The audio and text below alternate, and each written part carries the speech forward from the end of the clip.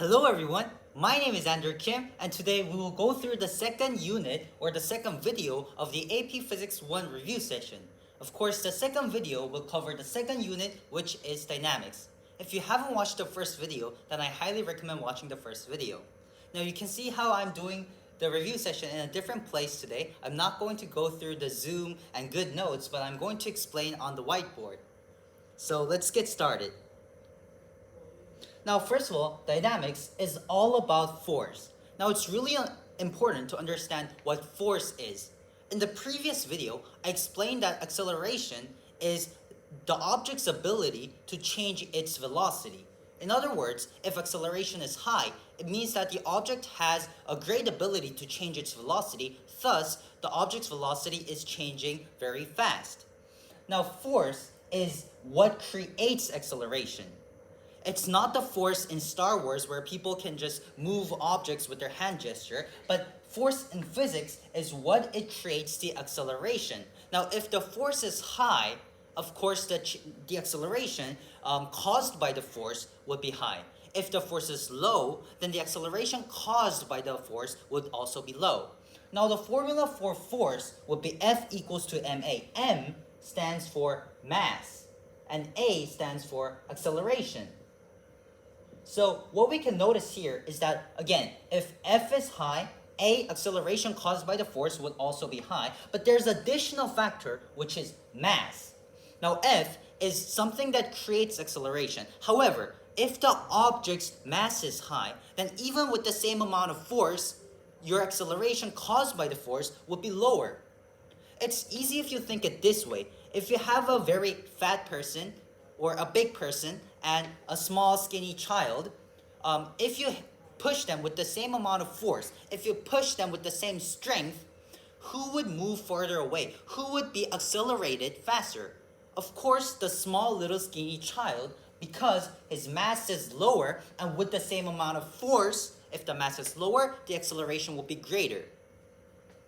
Now, the next thing you have to know is action-reaction. So action-reaction is one of the Newton's law, and what action-reaction tells you is that once a force is applied from one object to another, then there's an opposite force with same magnitude that will be applied from the object that was applied the force to the object that was applying the force.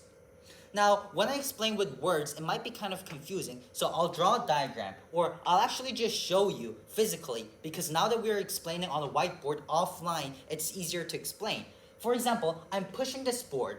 Now, who's applying the force and what object is getting the force applied? Well, I am of course pushing the board, so I'm the person, I'm the object that's applying the force, and the board is getting pushed by me, thus the board will be the object that's receiving or being applied the force. However, what action-reaction or Newton's law tells us is that if I push this board, if I apply force to this object, then this object, the board, also applies an opposite direction, same magnitude force towards me. So there can't be just single wave force applied. Always, if there's a force applied, then there's an opposite direction force applied to the object that used to apply the force on the object. Now, this might seem kind of counterintuitive. Why would there be an opposite direction force? Well, it's easy to think it this way. Let's think about an object staying on the table. Now, the gravity causes this object or this block to apply force towards the table. This block would push the table due to gravity. However, if there's no reaction force, if there's only gravity present, this table would collapse. It would break, and this block would fall down because of gravity. However, that's not the case. You can see how the object is staying still on the table. It's not moving. How is that possible? Because there is a reaction force that cancels out the gravity. And in this case, the reaction force would be applied from the table to the object. So from the table to the object in the opposite direction of gravity, but same magnitude. That's why opposite direction, same magnitude, thus able to be canceled out. That's why this block would stay on the table without moving. Now, what you could have noticed based on what I was saying is that there is direction in force. I was constantly saying opposite direction, same magnitude force. Opposite direction, same magnitude. Direction plus magnitude is vector. Indeed, force is not a scalar, but a vector. It has direction in force. I mean, of course, think about it. If I push the board right, or if I pull the board left, then of course the force being applied is, they might be the same magnitude, but the direction is completely different. To where am I applying the force is different. Thus, of course, in force, there is direction. Now, it's easy if you think it this way. Force equals to mass times acceleration. Now, acceleration literally is a vector. It has direction. Thus, if you multiply mass, a scalar, to acceleration, which is a vector which has direction, of course the result would have the direction, and that direction would be the same as the direction of the acceleration that you have over here. Thus, what you can realize is that if you have a force applied, then the acceleration caused by the force would have the same direction as the force, which is very obvious. If I push this board would get an acceleration, and that acceleration would be heading towards this direction, which is the same as the direction of where my force is getting applied, which is pushing the board towards the other room, to the maker space. So that's how forces work. And also, there might be some MCQ questions that asks things like, which one of the following has no force applied or has zero net force? Now, what does it mean that something has zero net force? Well, it means that either m, mass, or a, acceleration should be zero, because the product of two is force, and the problem told you that the force should be zero.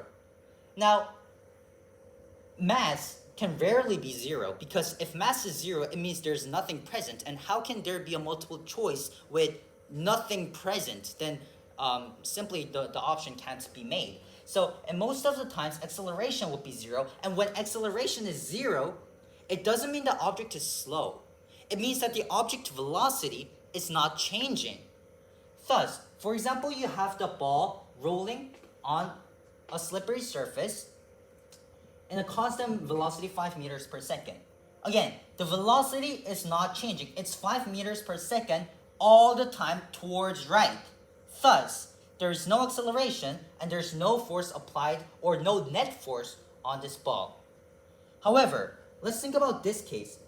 A ball is moving on a curve on a constant speed 5 meters per second. You can notice how I mentioned constant speed, not constant velocity. Because yes, the ball, how fast the ball is constant. It's 5 meters per second.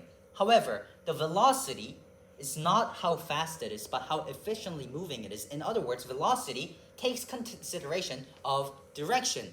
Velocity is a vector, not a scalar. Thus, originally, the ball was moving upward. However, for example, at this point, the ball is not moving upward, but it's moving slanted towards up left direction. Thus, the direction of the ball changed. Yes, the magnitude, the speed was the same, but the direction changed, which means the velocity has changed, thus acceleration is present. So in this case, yes, the ball is moving at a constant speed, at a constant magnitude of velocity, but the direction of the velocity changed, which means acceleration is present, thus there is a net force over here. Now, you can realize how I use two terms, net force and force applied. They're apparently different. Now, let's think about this scenario again. Is there net force applied to this object? Well, there's no net force because again, F is equal to ma, and m is constant, acceleration is also constant. Thus, there's no net force present. However, there is force applied. Now, what this means is, think about it. This ball is moving on the earth, which means there will be gravity present. Then some people might ask, how is it possible for the net force to be zero, and how is it possible for the acceleration to not change when there is actually force applied? Well, that's because there's an opposite direction force that cancels out the gravity and thus makes the net force equal to zero. And that is same as this situation, the normal force. you have the normal force applied in the opposite direction due to action-reaction, which is Newton's law. And it's the opposite direction, same magnitude, thus the two cancels out. Yes, there are two applied force.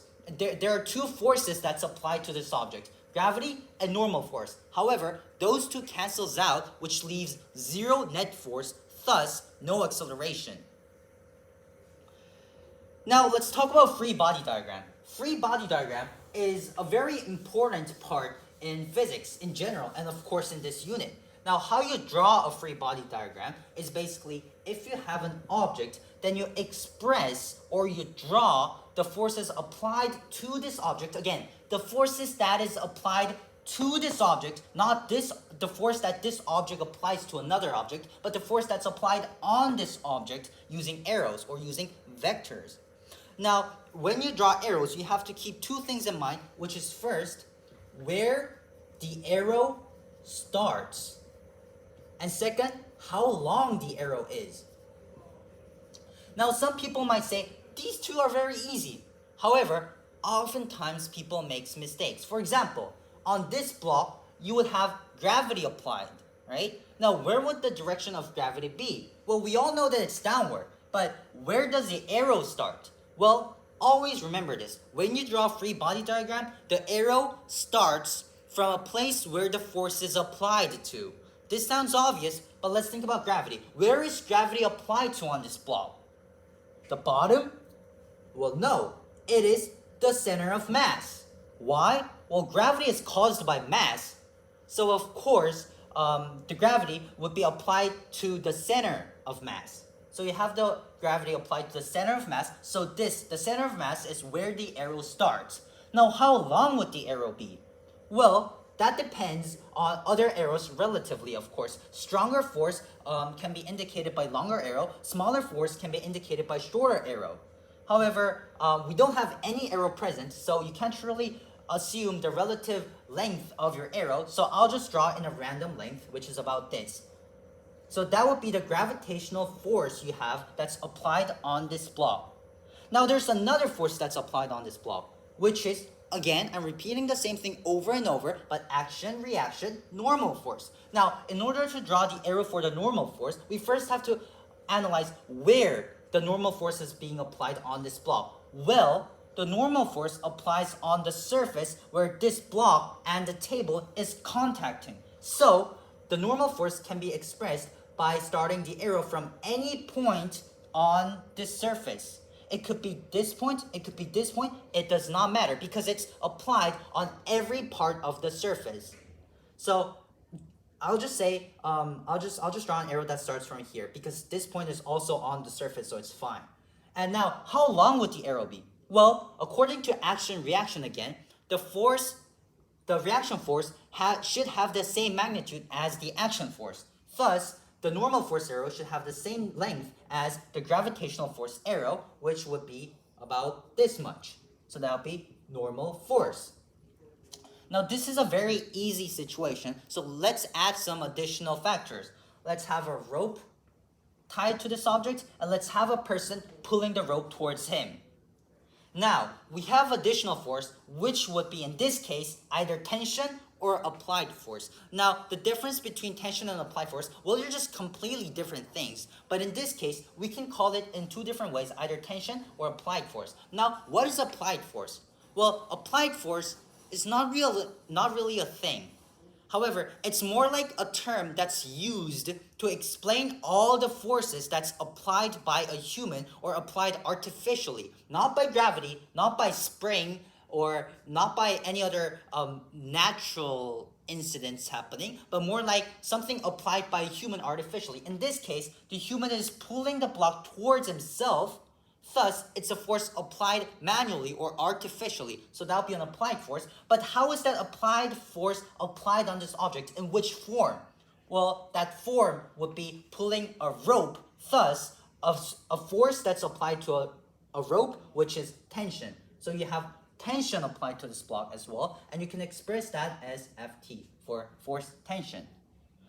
Now, some people might ask, if you have tension applied, then according to action-reaction, similar to gravity and normal force, you should have an opposite direction force, right? You also have to draw that force. Is that correct? Well, you have to think about this. I mentioned earlier that in free body diagram, you only draw the forces that's applied to the object, not the force that the object applies to another object. Now what's interesting is if the rope pulls the block, then the block is getting applied the force from the rope. Thus, yes, you should express it in the free body diagram.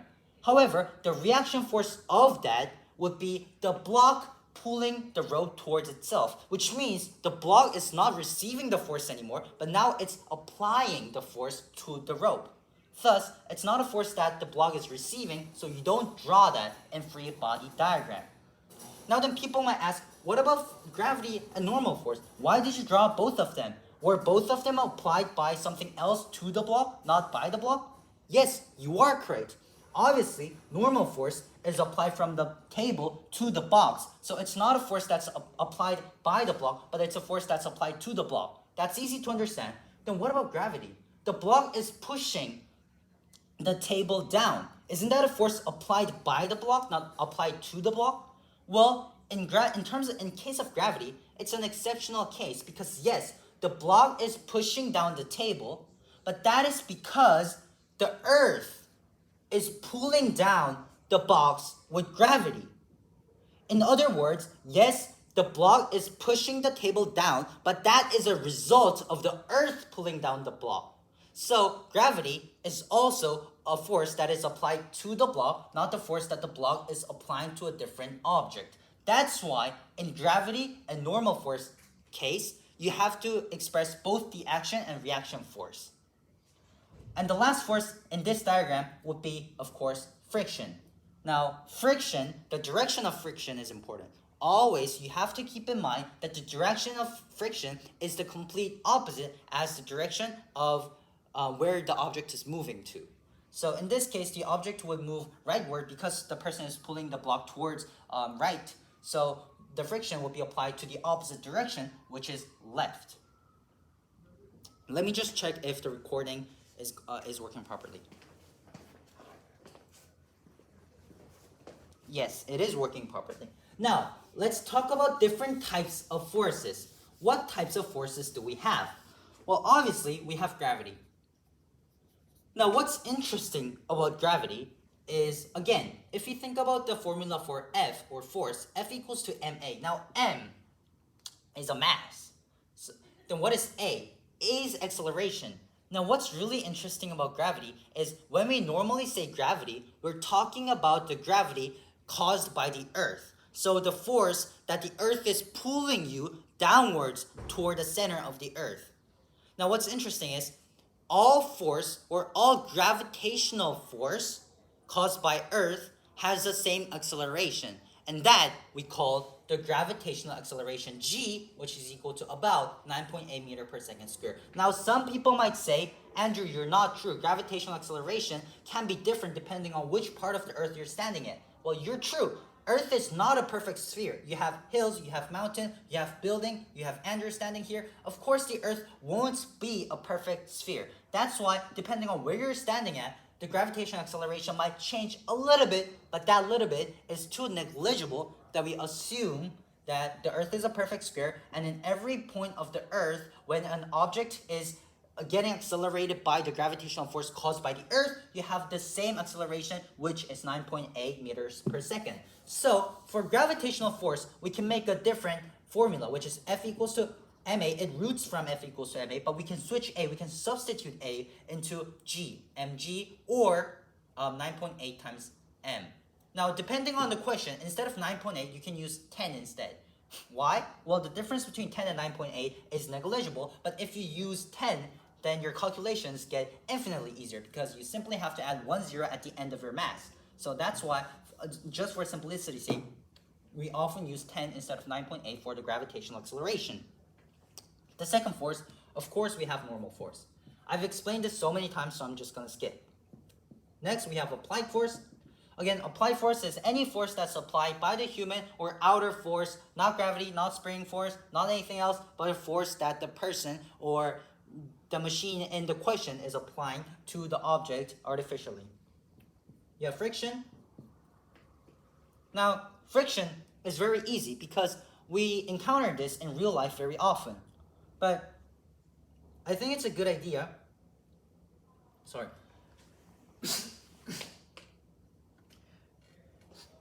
I can't sneeze.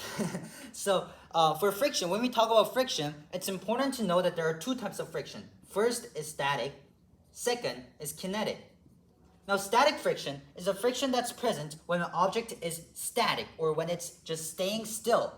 Kinetic friction is a friction that's applied when an object is actually moving. Now, they're different, obviously. Think about it. If I want to...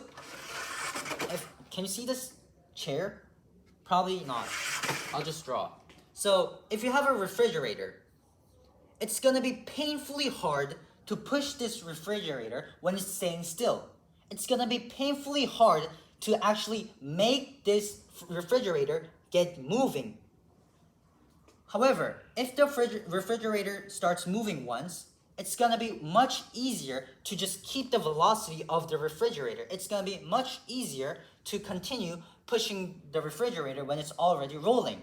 So what this shows is that when you try, the static friction is greater than the kinetic friction normally. And the difference between the two is not shown in the formula. The formula for frictional force is F equals to mu n. N stands for the normal force. So basically, and mu is the frictional constant. Now the difference comes here. The frictional constant for static friction is greater than the frictional constant of kinetic friction. That is why F of static friction can also be greater than F of kinetic friction. Now, why do you multiply normal force? Well, it is obviously because the friction is going to be greater if the normal force, or the force that one object is pushing another, is greater. Now think about this.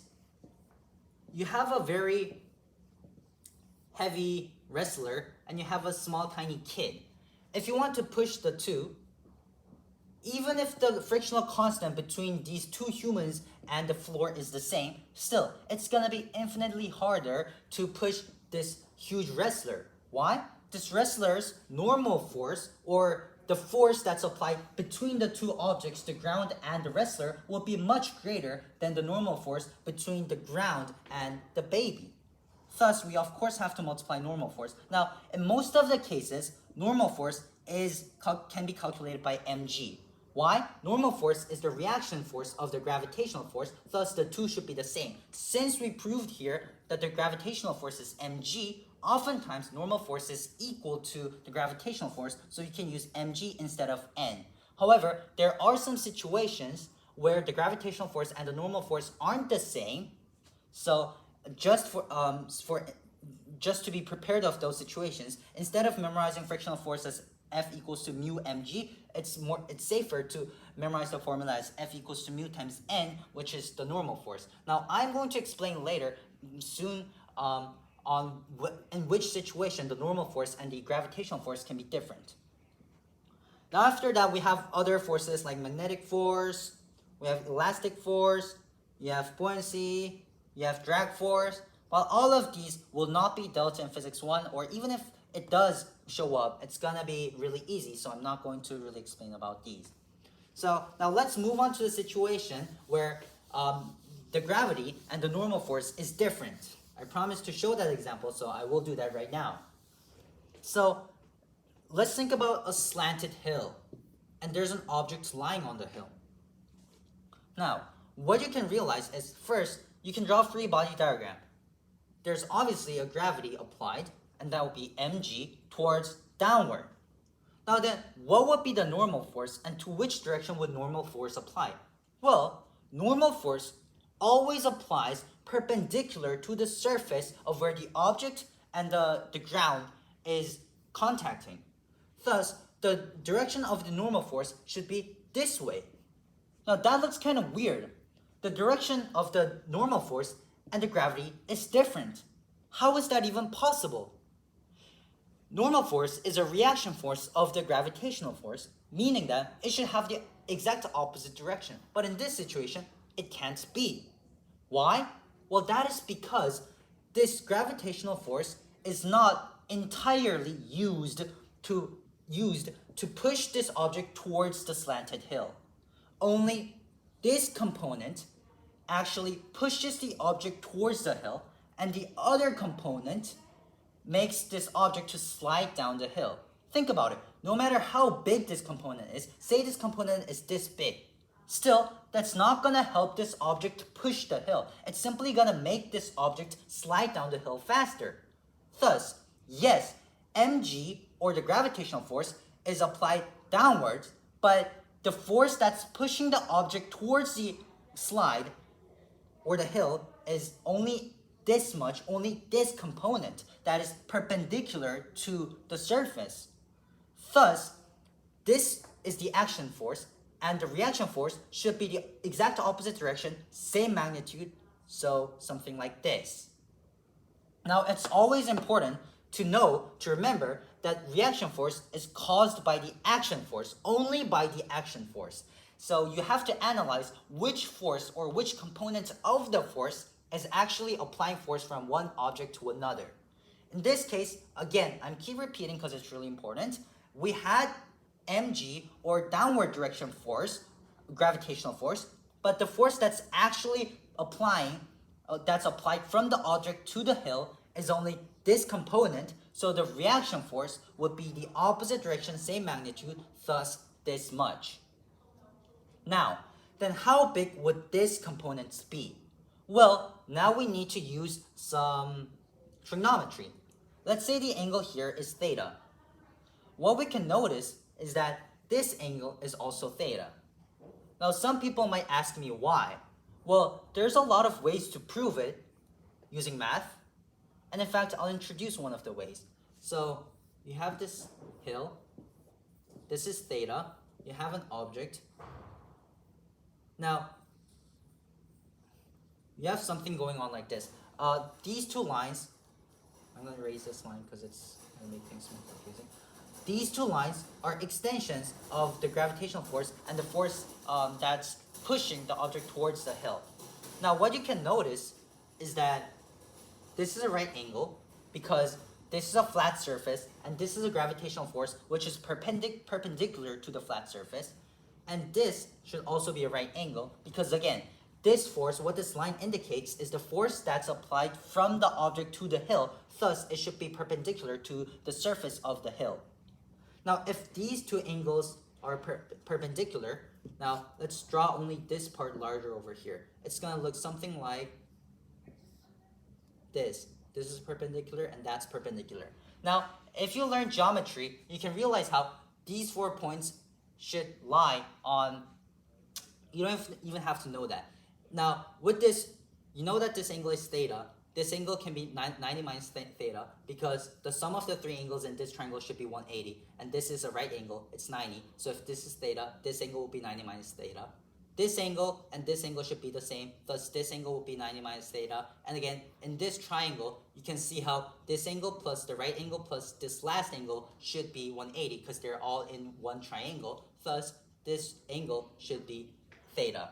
You can notice how if this angle is theta, then this angle would also be theta. That's why over here, if this angle is theta, then this angle would also be theta. That was a very mathematical proof. But honestly, even without proving, you can see it very easily. I mean, they look very same, right? They are the same angle indeed. Now, using this, you can realize that this angle, this component could be mg cosine theta. Now, some people might ask, why? Why does that work? Well, let's first say that this component is just f. Now, using mg, f, and theta, we can write an equation, mg under f equals to cosine theta, which is very obvious because if you look at this right triangle over here, cosine theta would be hypotenuse under one side, which is hypotenuse mg under one side f. mg under f would be equal to cosine theta.